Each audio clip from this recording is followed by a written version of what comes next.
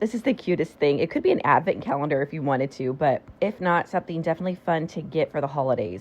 It's a block building set, similar to Lego, but a lot cheaper. Still really fun, and they have such cute designs like Snowman, Santa, Gingerbread Man, a Christmas tree, stocking, Snowflake, Nutcracker, Wreath, and much more. There are step-by-step with pictures instructions for each one.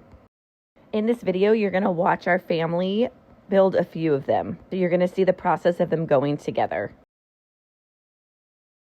So the bags have a few sets in them, so it's not like one ornament per bag. There's a couple different sets per bag, so you have to really watch the pieces and instructions. They are labeled by number.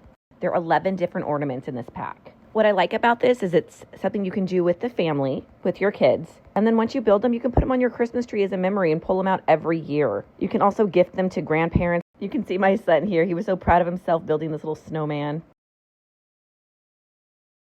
I tried to capture piece by piece going in so you can get a clear idea of what to expect.